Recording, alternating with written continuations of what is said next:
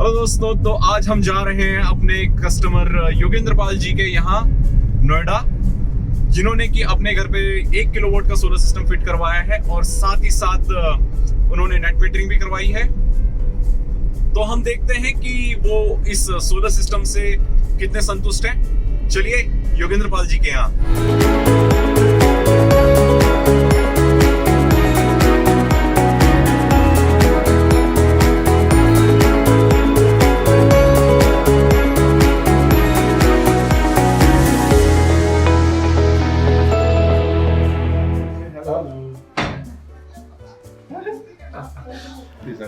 तो दोस्तों, आज हम आए हैं नोएडा में अपने कस्टमर श्री योगेंद्र पाल सिंह जी के घर पे, जिन्होंने कि 1 किलोवाट का सोलर सिस्टम लगाया है। तो योगेंद्र पाल जी, आपका स्वागत है लूम सोलर के यूट्यूब चैनल पे। मेरा नाम शॉर्ट में वाईपी सिंह है, जैसे आप देख रहे हैं वैसे योगेंद्र पाल सिंह बोलते हैं मुझे। और मैं ऑन कॉन्ट्रैक्ट आकाशवाणी, जिसको आप ऑल इंडिया रेडियो बोलते हैं, उसमें न्यूज़ रीडर और न्यूज़ एडिटर के रूप में काम कर रहा हूँ आजकल। 1992 से मैं उनके साथ में एसोसिएटेड हूँ। तो सर, कैसा महसूस कर रहे हैं आप सोलर पैनल लगाने के बाद? सोलर पैनल लगाना मेरा एक पैशन था और इसको मैंने ज़रूरत से ज़्यादा एक पैशन के रूप में लिया है। मैं पिछले दिनों अपने बच्चों के पास अमेरिका में था और वहाँ पे मैंने यूट्यूब पे और बहुत स्टडी किया, ऑफ ग्रिड, ऑन ग्रिड और ये हाइब्रिड वगैरह। तो अल्टीमेटली मेरी जो खोज थी वो एक ऐसी खोज थी जो अमेरिका में यूज़ होती है। जैसे अमेरिका में माइक्रो इन्वर्टर्स यूज़ करते हैं, मैं ये ढूंढ रहा था कि कोई ऐसी कंपनी हो इंडिया में जो माइक्रो इन्वर्टर्स यूज़ कर रही हो। तो ultimately I found your company loom solar and I was dilated. और फिर मैंने सोचा कि चलो एक एक्सपेरिमेंट के तौर पे 1 किलोवाट का अपना एक सिस्टम लगाते हैं और फिर देखते हैं एज पर माई रिक्वायरमेंट उसको मैं एक्सटेंड कर लूँगा। तो सर, लूम सोलर ही क्यों? लूम सोलर में मुझे एक इनोवेटिव, एक आगे की एक सोच दिखाई दी, क्योंकि जो ट्रेडिशनली ऑफ ग्रिड में आप बैटरी बैंक लगाएंगे, ऑन ग्रिड में भी आपको एक बड़ा सा एक इन्वर्टर लेना होगा और उस पर वो सारा कुछ लगा के आपको वो करना होगा। हाइब्रिड भी आ गया, भाई चलिए ठीक है, आप किसको पहले यूज करें बाद में करें या क्या है। लेकिन ये जो है डायरेक्टली जो है पैनल से ही वहां से एसी बन के आ रहा है और यहाँ नीचे आके मिक्सअप हो जाएगा। तो ये जो एक चीज़ थी, इसमें एक तो एनर्जी लॉस बहुत कम है जी। मुझे लगता नहीं है, क्योंकि वो सिर्फ वहीं पे ही होगा, पैनल से जो माइक्रो इन्वर्टर के बीच का जितनी वो है, बस उसमें ही उतना लॉस होगा। उसके बाद में तो एसी बन के आ रहा है, एसी में कोई लॉस है नहीं, ट्रांसमिशन लॉस एज सच। तो ये मेरी ये सोच थी कि मैं ये तामझाम से बच के सिर्फ अपने बिल को कम करूं, क्योंकि ग्रेटर नोएडा जैसी जगह में लोड शेडिंग वगैरह नहीं है। अच्छा यहाँ पे सिस्टम है और ग्रिड फेलियर भी बहुत कम से कम है। मैंने कभी नहीं देखा कि आधे घंटे से ज़्यादा कभी लाइट गई हो। तो मेरा कंसर्न सिर्फ इतना था कि मैं अपना बिल कम कर लूँ, और बिल कम करने के लिए मैंने ये सिस्टम लगवाया।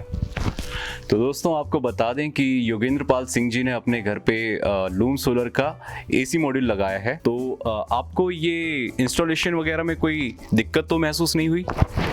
नहीं, आपकी तरफ से स्ट्रक्चर भी प्रोवाइड कराया गया और फिर आपके एक जो टेक्नीशियन थे वो आए, उन्होंने देखा अपने हिसाब से कितना उसको एंगल देना, ये करना, सब कुछ वो लगाना, वो सब कुछ हो गया, उसमें कोई दिक्कत नहीं आई। तो सर, आप हमें बताना चाहेंगे कि आपका जो एसी मॉड्यूल है वो इलेक्ट्रिसिटी किस प्रकार जनरेट कर रहा है और कितनी जनरेट कर रहा है? जैसा कि मैंने यूट्यूब चैनल्स पे देखा और आपकी जितना भी ये एडवर्टीजमेंट है, आपके कंपनी के जो ब्राउचर्स है, इन सब चीज़ों में देखा कि 375 वाट के पैनल के पीछे जो माइक्रो इन्वर्टर लगा है, अगर वो 3 पैनल लगा लिए जाए तो उससे 1 किलोवाट का जनरेशन होगा। ये तो किलोवाट में है। आम आदमी की सोच तो ये है कि कितनी यूनिट्स बनी। तो यूनिट्स के मामले में जब मैंने इसको लगाया तो कभी 5 यूनिट, कभी 5.5 यूनिट, एक दिन मैं देख रहा था 6 यूनिट तक भी मुझे लग रहा था। और लेकिन अभी जैसे सर्दियों के समय में 4-4.5 यूनिट के आसपास इसकी जनरेशन है। तो आप इसको डेली मॉनिटर करते हैं? मुझे शौक है, मैं देखता हूँ। ज़रूरत से, मैंने बताया ना, ज़रूरत से ज़्यादा मेरा एक पैशन था ये, और मैं थोड़ा इंटरेस्टेड ज़्यादा था इस चीज़ में, और इसलिए मैं इसको देखता रहता हूँ। तो सर, हमें पता चला है आपने अपने घर पे नेट मीटर भी लगाया है। तो नेट मीटर को लगाने में आपको किसी प्रकार की कोई दिक्कत महसूस हुई? नेट मीटर में दिक्कत तो क्या हुई, लेकिन थोड़ी इन्फॉर्मेशन की कमी रही। जब नेट मीटर की बात आई और मैंने यहाँ पे NPCL जो यहाँ की जो डिस्कॉम है उनसे कांटेक्ट किया, तो वो मेरे मित्र ही हैं यहाँ पे। उन्होंने मुझे तुरंत एक ईमेल भेज दी और उन्होंने बहुत सारे डॉक्यूमेंट्स की एक लिस्ट, चेक लिस्ट भेज दी कि आपको ये सारी चीज़ें पूरी करनी होंगी। लेकिन मुझे सॉरी टू से, थोड़ा अगर कंपनी की तरफ से ये पहले पता चल जाता कि ये सारी चीज़ें हैं और इन सब की फॉर्मेलिटीज़ आपको करनी है, तो थोड़ा सा कंफर्ट लेवल में आ जाता। लेकिन फिर भी नेट मीटर लग गया और उसके लिए जो भाग दौड़ करनी थी, कहना सुनना था, सब कुछ हो गया। उसमें मुझे लगता है 1.5-2 महीने लग गए। तो आपको हमारी तरफ से कोई सहायता उसमें मिली नेट मीटरिंग लगाने में? हाँ, जब जैसे जैसे जिस स्टेप पे कोई सर्टिफिकेट की ज़रूरत है या इस तरह की मैंने आपसे कहा, आपने उसको 1 दिन में 2 दिन में जो है तुरंत मुझे भेज दिया मेल से या व्हाट्सएप पे, तो इस तरह से वो होता रहा। लेकिन इस बारे में मैं ये कहना चाह रहा हूँ, जैसे कंपनी से मैंने पैनल्स लिए, अगर उसी समय पे मुझे एक छोटी सी फाइल बना के वो सर्टिफिकेट्स की दे दी जाती, ऑन ग्रिड का मेरा काम था, तो आपको तो पता होना चाहिए कि जब भी ऑन ग्रिड है तो कोई भी डिस्कॉम है तो उसको उन सर्टिफिकेट्स की जरूरत है। माइक्रो इन्वर्टर का एक सर्टिफिकेट है, आपके पैनल के जनरेशन का सर्टिफिकेट है, बहुत सारी चीज़ें हैं टेक्निकल, आप अच्छी तरह जानते हैं।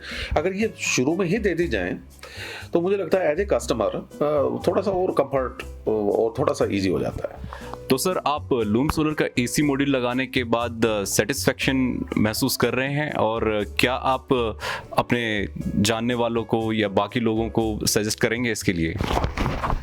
जहाँ तक सेटिस्फेक्शन की बात है, ये तो मेरी अपनी चॉइस थी और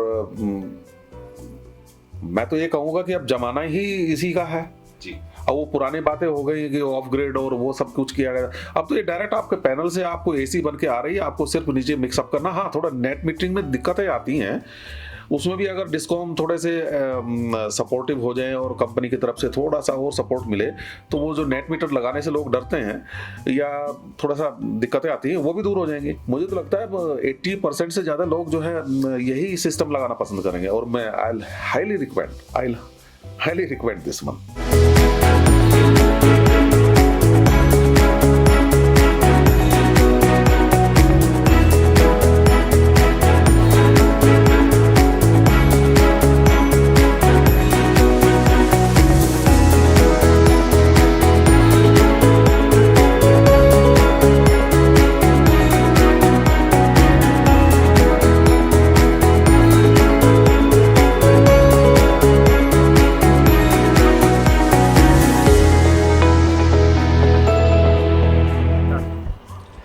तो सर, कैसा महसूस कर रहे हैं आप AC मॉड्यूल लगा के?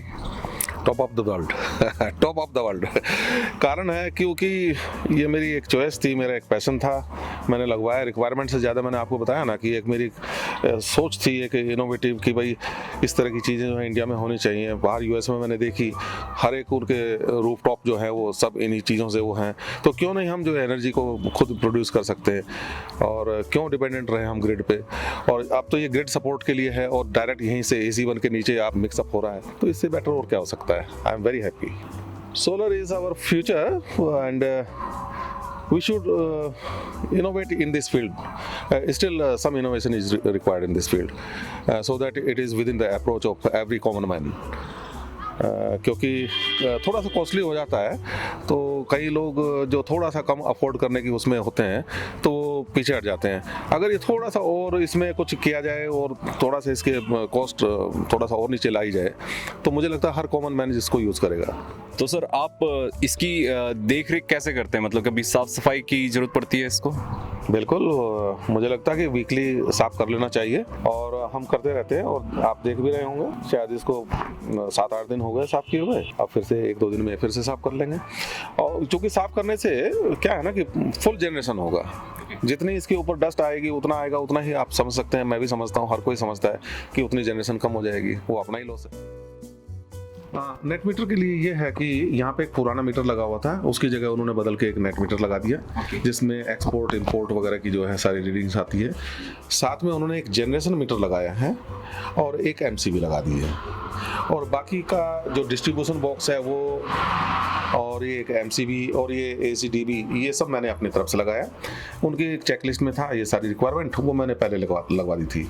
उन्होंने जब ये सारी रिक्वायरमेंट देखी और बाहर अर्थिंग 3 अर्थिंग कराई है मैंने, वो सारी चीज़ उन्होंने देख ली, तो उन्होंने आके ये नेट मीटर प्लेस कर दिया। ये नेट मीटर है, सिक्योर का, ये भी सिक्योर का ही है। ये जनरेशन मीटर है और वो उनकी MCB है। ये तीनों अर्थिंग फिर यहाँ पर आई हैं और यहाँ पर 1 मीटर के डिस्टेंस पे 3 होल कराए हैं और उनमें वो अर्थिंग करा दी गई है और उसका रिजल्ट भी बहुत अच्छा है।